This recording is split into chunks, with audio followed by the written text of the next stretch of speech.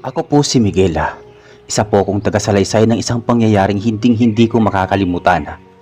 Lalo na't isa ito sa mga kinatatakutang karanasan ng aming baryo noong taong 1961. Hanggang ngayon ay sariwa pa rin ang alaala ng gabing yon at gusto kong ibahagi sa inyo ang kabuuan ng nangyari. Taong 1961 sa isang liblib na baryo sa probinsya ng Antique. Nakatira ang isang kilalang albularyo na si Mang Celso.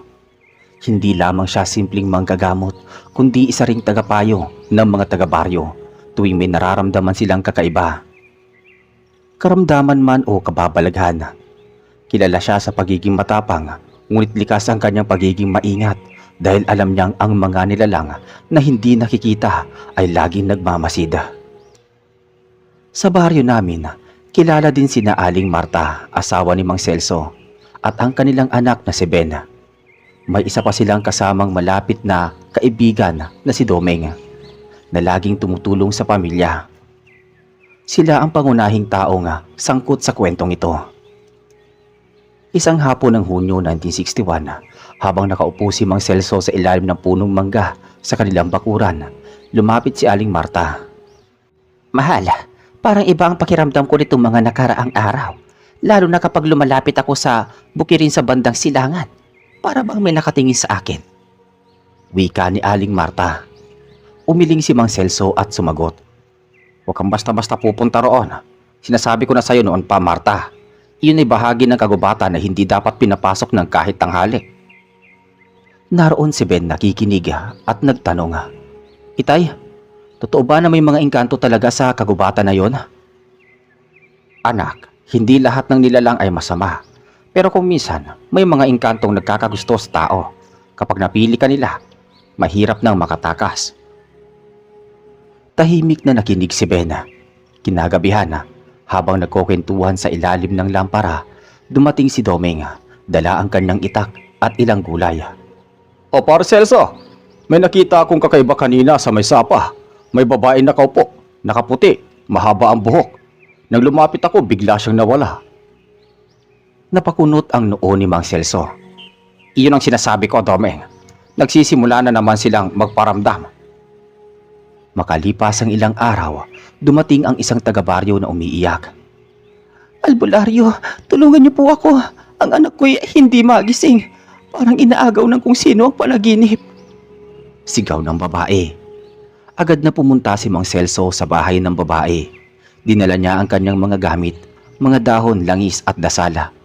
Habang ginagawa niya ang orasyon, bigla na lang lumamig ang paligid. Naroon din si Marta at Ben na nagbabantay. "Kung sino ka man, umalis ka sa batang ito," sigaw ni Mang Celso habang hawak ang isang kruspiyo. Umihip ang malamig na hangin at bigla na lang natahimik ang bata. Gumaan ang kanyang paghinga at unti-unti itong nagising. "Salamat, Mang Celso," bulong ng babae habang umiiyak. Ngunit hindi pa doon natatapos ang lahat. Isang gabi, habang mahimbing ang lahat sa pagtulog, nagising si Aling Marta dahil sa kakaibang liwanag mula sa labas ng bahay. Inalalayan niya ang kanyang sarili at sumilip sa bintana. Nakita niya nga may 3 nilalang na nakaputi. Mahaba ang buhok at kumikislap ang mga mata. "Mahal, gising," sigaw ni Marta kay Celso. Agad nagising si Mang Celso at nakita rin ang mga nilalang. Hindi sila karaniwang tao kundi mga engkanto. "Celso, sumama ka sa amin," wika ng isa sa kanila gamit ang malamig ngunit malinaw na tinig. Mariing umiling si Mang Celso. "Hindi ako sasama. Dito ang lugar ko at dito ako para sa mga tao." Ngunit bago pa siya makagalaw, biglang lumakas ang hangin. Nabuksan ang pinto ng kanilang bahay at parang may puwersang humihila kay Mang Celso. Nagpumiglas siya ngunit walang nagawa. Nagtakbuhan si Marta at Ben, ngunit natumba lamang sila dahil sa malakas na bugso ng hangin. "Celso!" sigaw ni Aling Marta, ngunit agad nawala si Mang Celso sa paningin nila. Simula noon, naging malaking usap-usapan sa baryo ang pagkawala ng albularyo. Naghahanap ang lahat kasama si Domeng, ngunit wala silang makita. Tanging mga yapak na sa may damuhan ang naiwan na tila ba hindi tumuloy sa lupa kundi naglaho sa gitna ng dilim. Lumipas ang 3 araw, walang balita kay Mang Celso. Si Aling Marta ay halos mabaliw sa kakaiyak. Si Ben naman ay laging nakatulala. Si Domeng ay hindi tumigil sa paghahanap. Nagdadala ng itak at lampara gabi-gabi. Isang gabi ng ika-4 na araw, habang nag-iisa si Domeng sa gilid ng kagubatan, nakarinig siya ng tinig. Tinig na nagsasabing wag na raw siyang maghanap. Napalingon siya at nakita ang isang nilalang na nakaputi. "Bakit ninyo dinukot si Celso?" sigaw ni Domeng. Ngumiti ang engkanto at sumagot. "Pinili namin siya. Malakas ang kanyang kapangyarihan at kailangan namin siya." Nanginginig si Domeng at tinutukan ng itak ang nilalang. Ngunit bago pa siya makalapit, bigla itong naglaho kasabay ng malamig na hangin. Matapos ang kaganapan sa kagubatan kung saan kinausap si Domeng ng isang nilalang, bumalik siya sa baryo dala ang mabigat na pakiramdam. Pagdating sa bahay ni na Mang Celso, nadatnan niyang umiiyak pa rin si Aling Marta habang yakap-yakap si Ben. "Domeng, may balita ka ba?" tanong ni Aling Marta, halos wala ng boses sa kakaiyak.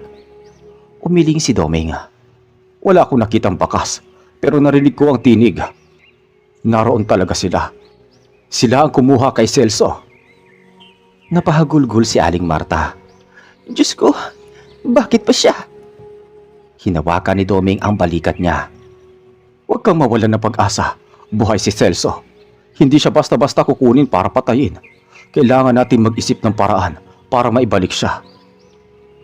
Tahimik na nakinig si Ben, ngunit sa kanyang murang isipan, nakaukit na ang takot.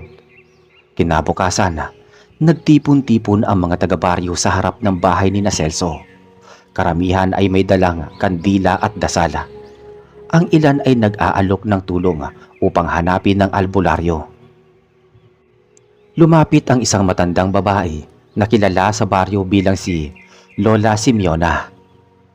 "Mga anak, hindi basta-basta ibinabalik ng mga engkanto ang kanilang dinadala. Kailangan ng alay o kaya'y makiusap ng maayos." Sumagot si Domeng. "Lola Simeona, anong klaseng alay at papaano tayo makikipag-usap sa kanila?" Umiling ang matanda. "Iyon ang mahirap. Hindi sila basta-basta nagpapakita. Pero kung may makakagawa ng paraan, si Celso iyon. At dahil siya ang kinuha, kailangan nating hanapin ang lugar kung saan siya dinala." "Nasaan kaya yun?" tanong ni Aling Marta. Tumingin si Lola Simeona sa silangan patungo sa kagubatan. Matagal na itong iniiwasan ng lahat. "Doon sa loob ng gubat na iyan, may daanan patungo sa kanilang mundo."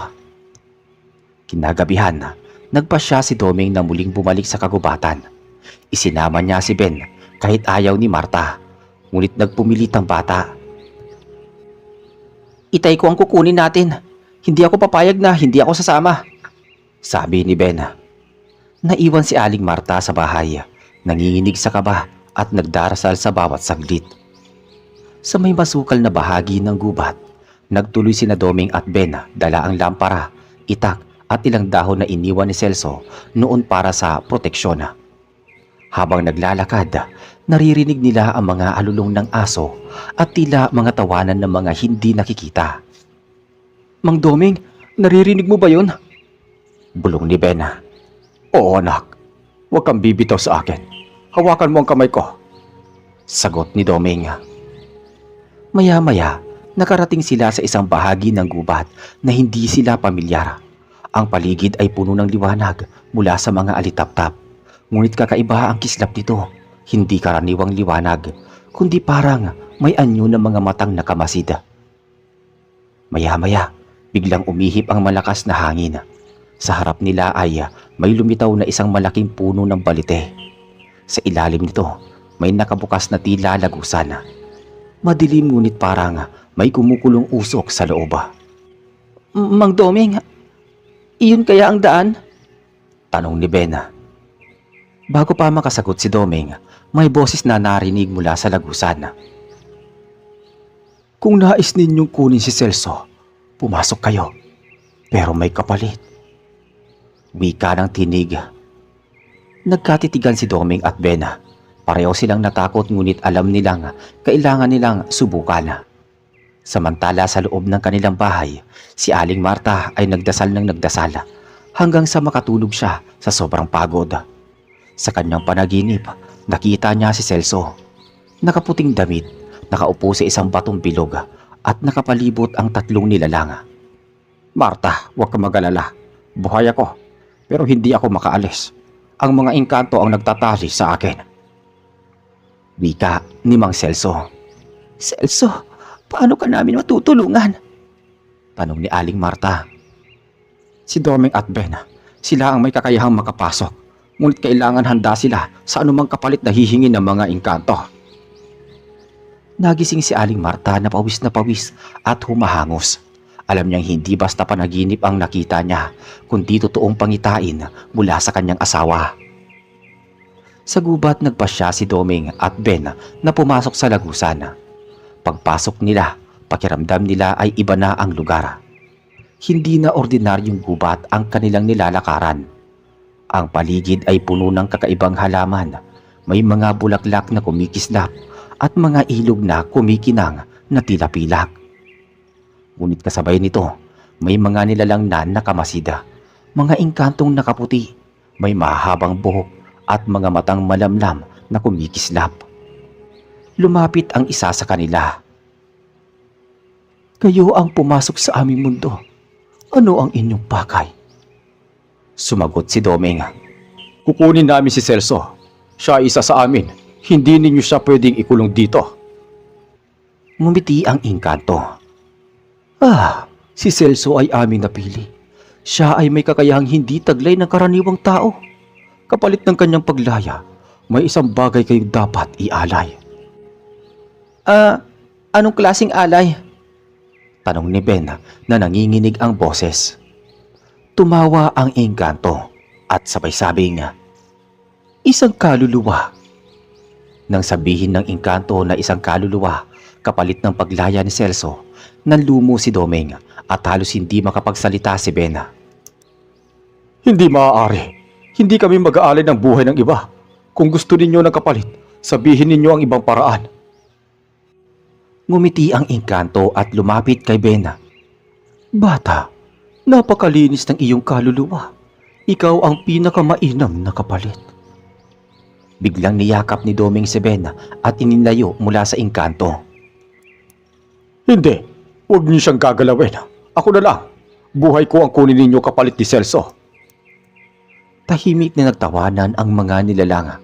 Ang kanilang tinig ay parang alon ng malamig na hangin na dumediretso sa pandinig at nagpapayanig ng dibdib. Mula sa gitna ng mga nilalang, lumitaw ang isang mas mataas at mas maliwanag na anyo. Tila hari ng mga engkanto. Siya ang nagsalita. Kung ayaw ninyong mag-alay ng kaluluwa, may isa pang paraan. Ngunit ito ay mahirap at puno ng panganib. Kailangan ninyong makuha ang batong bughaw na nakatago sa gitna ng aming hardin. Ang sino mang makakakuha nun ay makakapalit kay Celso upang makabalik siya. Nagtitigan si Doming at Ben. Pareho silang natatakot, ngunit wala na silang ibang pagpipilian. Paano kami makakapunta ron? Tanong ni Doming. Itinuro ng hari ng mga engkanto ang isang daan patungo sa malalim na bahagi ng kanilang lupain. Sundan ninyo ang ilog na kumikinang. Ngunit mag-ingat kayo, hindi lahat na makikita ninyo doon ay totoo. Naglakad sina Doming at Ben sa kahabaan ng ilog na tila kumikislap na pilak. Habang naglalakad, nakaririnig sila ng mga tinig, tila mga mahal nila sa buhay na tumatawag. Napahinto si Ben nang may marinig at lumingon. Nakita niya ang anyo ng kanyang ina, si Aling Marta. Nakatayo sa kabilang pangpang ng ilog. Nakangiti at naglalahad ng kamay. Ben, wag. Hindi siya si Marta. Isa siyang palabas ng mga engkanto. Ngunit patuloy na tinatawag ng anyo ni Marta ang kanyang anak. Ben anak, lumapit ka. Sama ka sa akin. Napaiyak si Ben. Gusto ko si nanay. Makinig ka sa akin, Ben. Kung lalapit ka, hindi na tayo makakabalik. Napahigpit ang kapit ng bata sa kamay ni Doming at tuluyang tumalikod nang sila'y makalayo. Biglang naglaho ang anyo ni Marta at narinig nilang tumawa ang mga nilalang mula sa kawalan. Pagdating nila sa isang malawak na parang, nakita nila ang hardin ng mga engkanto. Punong-puno ito ng mga bulaklak na kumikislap, mga punong kulay pilak at mga ibong parang kristal. Sa gitna ng hardin naman ay naroon ang isang dambuhalang bato. At sa ibabaw nito ay nakapatong ang batong bughaw na kumikislap ng kakaibang liwanag. Iyon na ang hinahanap natin, bulong ni Ben. Oo, pero sigurado akong hindi ito basta kukunin, sagot ni Doming. Habang papalapit sila, lumitaw ang tatlong nilalang na nakaputi. Ang parehong tatlo na unang nakita ni Marta at Celso sa kanilang bahay bago siya dinukot. Nakatitig sila kay Doming at Ben. Kung gusto ninyo ng bughaw na bato, kailangan ninyong patunayan na kayo'y karapat-dapat, wika ng isa sa mga engkanto. Ano ang ibig ninyong sabihin? Tanong ni Doming. Kailangan ninyong lagpasan ang tatlong pagsubok. Kapag nagtagumpay kayo, makukuha ninyo ang bato. Kapag nabigo kayo, mananatili dito ang inyong kaluluwa at katawang lupa magpakailanman. Unang pagsubok. Dinala sila sa isang parang na puno ng ilusyong nakakapang-akit. Sa kanilang paligid biglang lumitaw ang mga kamag-anak at kaibigan na masaya at kumakaway. Doming, halika na rito. Sigaw ng isang babaeng kanyang asawa na matagal nang yumao. Ben anak, nandito si Itay. Bulong ng isang imahe na kahawig ni Celso. Halos bumigay si Ben, ngunit agad siyang pinigilan ni Doming. Huwag kang lalapit, huwag kang magpapalinlang, hindi sila totoo. Napaluha si Ben at tinakpan ang kanyang mga mata. Nang hindi sila bumigay sa tukso, biglang naglaho ang mga anyo at bumukas ang daan patungo sa susunod na pagsubok. Ikalawang pagsubok, dinala sila sa isang lugar na puno ng dilim. Tanging mga lampara lamang ang nagbibigay liwanag. Habang naglalakad, may naririnig silang mga ungol at yabaga. Biglang lumitaw ang mga nilalang na kahawig na malalaking aso. Pula ang mga mata at matatalas ang pangila. Mang Doming, natatakot ako, bulong ni Ben. Huwag kang bibitaw anak, hawakan mo ko. Sabay abot ng maliit na krus na laging dala ni Mang Celso noon. Habang papalapit ang mga halimaw, itinaas ni Ben ang krus. Agad na umatras ang mga nilalang at naglaho sa kadiliman. Pagkatapos nun, muling lumiwanag ang paligid at bumukas ang susunod na daan. Ikatlong pagsubok. Nakarating sila sa isang lawa na kulay kristal. Sa gitna nito, naroon ang batong bughaw na nakalutang sa ibabaw ng tubig. Ngunit habang papalapit, biglang lumitaw ang isang dambuhalang nilalang na parang higanting ahas na may mga pakpak. Hindi ninyo makukuha ang batong ito, wika ng halimaw. Hinawakan ni Doming ang kanyang itak at sumugod, ngunit napakalakas ng nilalang at tinapon siya sa lupa. Napasigaw si Ben at mabilis siyang tumakbo upang damputin ang batong bughaw. Pagkakuha ni Ben ng bato, biglang kumislap ang buong lawa. Napasigaw sa sakit ang halimaw at biglang naglaho. Agad na tumakbo si Ben pabalik kay Mang Doming at inalalayan siya. Nakuha ko na! Nakuha ko na! Sabi ni Ben. Nakangiting tumayo si Doming at hinaplos ang ulo ng bata. Magaling ka, Ben. Dahil sa'yo, may pag-asa tayong mailigtas ang ama mo. Matapos makuha ni Ben ang batong bughaw at maglaho ang dambuhalang halimaw, biglang lumitaw muli ang tatlong engkanto na siyang nagbabantay sa hardin. Nakatingin sila kay Ben na mahigpit na yakap-yakap ang bato. Natapos ninyo ang tatlong pagsubok. Ngunit tandaan ninyo, Hindi pa rito natatapos ang lahat. Kailangan gamitin ang batong bughaw sa tamang paraan upang mailigtas si Celso. Kung hindi, kayo man ay mananatili dito. Pinapaalala ko. Nag-alangan si Domeng. Ano ang ibig sabihin nito? Hindi ba't sapat na makuha namin ang bato? Ngumiti ang isa sa mga engkanto. Ang batong bughaw ay hindi simpleng bato. Ito ay susi sa pagitan ng dalawang mundo. Kung nais ninyong kunin si Celso, kailangang ialay ang bato sa harap ng puno ng balite kung saan siya itinali. Agad nilang inisip si Celso. Alam nilang kailangang madaliin ang lahat. Dinala sila ng mga engkanto pabalik sa kanilang hari. Pagdating nila, nakita nila si Mang Celso. Nakaupo siya sa isang batong bilog, gaya ng nakita ni Marta sa kanyang panaginip. Ang kanyang mga kamay at paa ay tila nakatali ng liwanag na kumikislap at ang kanyang mga mata ay maputla. Ah, Pare Celso. Itay! Habol ni Ben. Halos tumakbo palapit. Ngunit pinigilan sila ng hari ng mga engkanto. Huwag kayong lalapit. Ilagay ninyo muna ang batong bughaw sa harap ng puno ng balite. Doon lamang siya makakalaya. Naglakad si Ben patungo sa harap ng puno ng balite.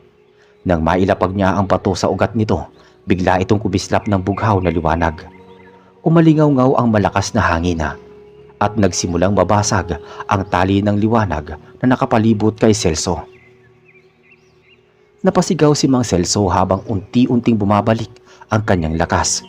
Ngunit kasabay nito, lumakas din ang hangin at nagsimulang magalit ang ibang engkanto sa paligid. Ang ilan ay hindi pumayag na pakawalan si Celso.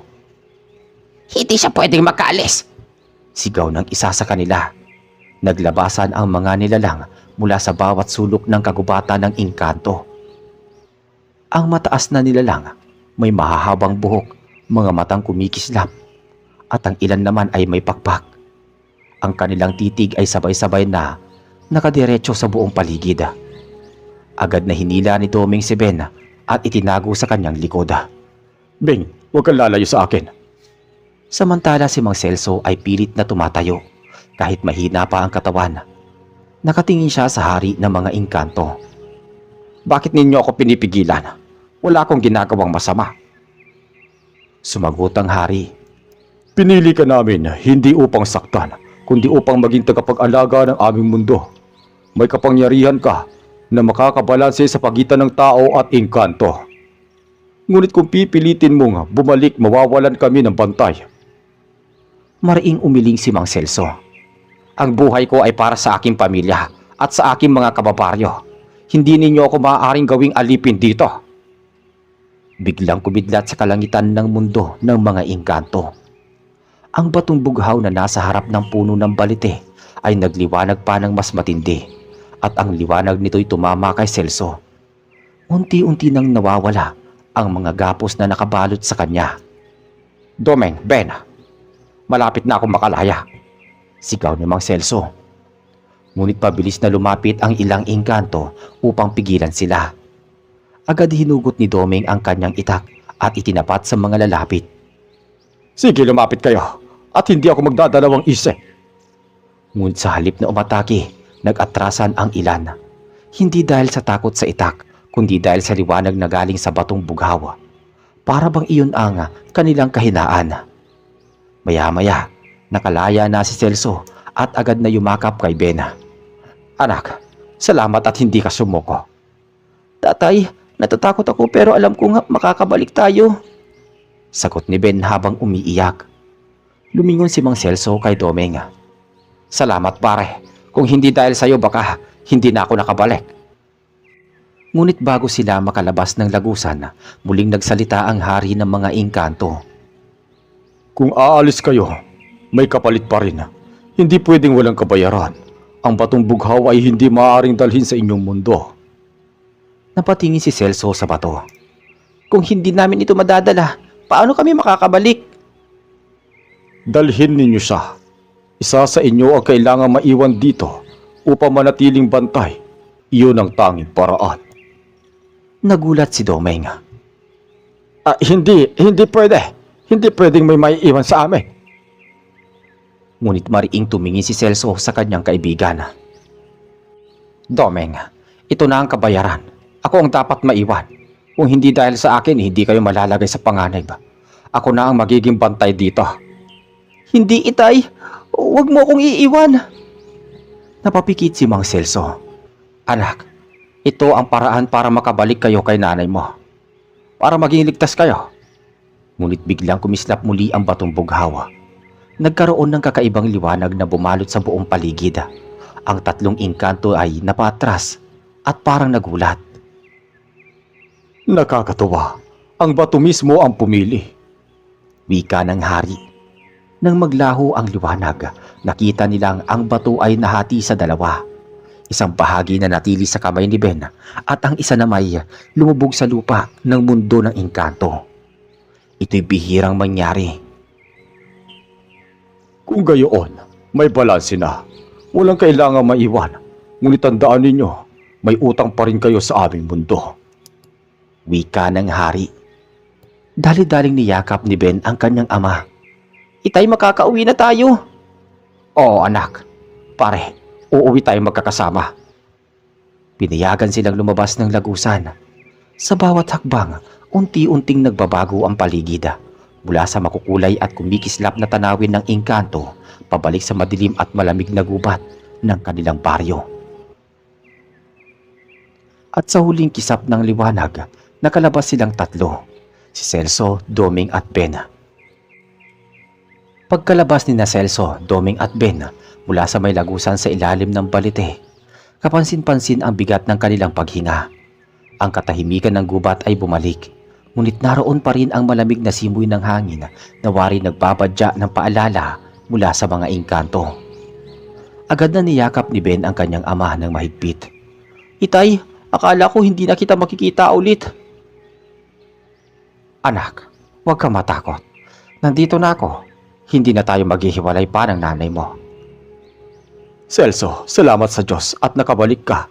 Akala ko'y mawawala ka na sa amin. Sabi naman ni Doming. Niyakap ni Celso ang kaibigan. Pare, wala akong utang na kasing laki ng ginawa mo. Kung hindi dahil sa tapang mo, baka hindi na ako nakalabas mula sa kanilang mundo. Pagbalik nila sa baryo, sinalubong sila ni Aling Marta na halos mawalan ng ulirat sa labis na tuwa. Agad niyang niyakap si Celso ng mahigpit at hindi na bumitiwa. Celso, akala ko kinuha ka na nila ng tuluyan. Diyos ko, salamat at ibinalik ka pa sa amin. Niyakap din ni Celso si Aling Marta. Mahal, hindi ko kayang iwan kayo. Pinaglaban ako ni na Doming at Ben. Hindi ako pinabayaan ng ating anak. Tumulo ang luha ni Aling Marta habang hinahaplos ang pisngi ng asawa. Hindi ko alam kung paano ako mabubuhay kung hindi ka nakabalik. Kinagabihan, muling nagtipon ang mga taga-baryo sa harap ng bahay ni Celso. Lahat ay nagdala ng kandila at taimtim na nagdasal bilang pasasalamat. Doon nila narinig mula sa mismo kay Celso ang buong kwento ng kanyang pagkakadukot at ang panganib na hinarap ni Doming at Ben sa mundo ng engkanto. Tahimik ang lahat at may ilan na nanginginig sa takot. Ngunit higit sa lahat, dama nila ang pag-asa dahil nakabalik ang kanilang albularyo. Lumapit si Lola Simeona at nagsalita. Mga anak, hindi madali ang pinagdaanan nila. Ang engkanto ay hindi dapat bastang hamunin. Ngunit ngayon, may bahagi ng batong bughaw na napunta kay Ben. Dapat tayo mag-ingat. Hindi ito ordinaryong bato. Ibig sabihin, may koneksyon na si Ben sa kanilang mundo. Nagulat si Marta at niyakap ang anak. Anong ibig niyong sabihin, Lola? May mangyayari pa kay Ben? Umiling si Lola Simeona ngunit seryoso ang kanyang tinig. Hindi natin alam. Ngunit isang bagay ang sigurado. Hindi basta mawawala ang interes ng engkanto sa inyong pamilya. Kailangan maging maingat at higit sa lahat, patuloy na magdasal. Nagkatinginan sina Celso at Doming. Parehong ramdam ang bigat ng babala. Lumipas ang mga araw at unti-unting bumalik sa normal ang takbo ng buhay sa baryo. Si Celso ay nagpatuloy sa kanyang panggagamot at pagtulong sa mga tao. Ngunit sa tuwing sasapit ang gabi, hindi niya maiwasang mapatingin sa silangan. Sa kakubatang, pinagkunan sa kanya ng malaking takot at misteryo. Si Ben naman ay minsang nakikita si Aling Marta na nakatitig sa batong bughaw na kanyang tinatago sa isang maliit na supot. Itay, pakiramdam ko po may matang nakatingin sa akin kapag hawak ko to. Minsang sabi ng bata. Hinawakan ni Celso ang balikat ng anak. Anak, tandaan mo, ang lakas ng bato ay nakasalalay sa kabutihan ng puso ng may hawak. Huwag kang matatakot, hindi ka nila maaangkin hanggat matatag ka. Ngunit sa puso ni Celso, alam niyang hindi pa tapos ang lahat. Ang kanilang pagkakaligtas ay hindi pagtatapos ng kwento, kundi simula ng mas malalim na ugnayan sa pagitan ng tao at ng mga engkanto.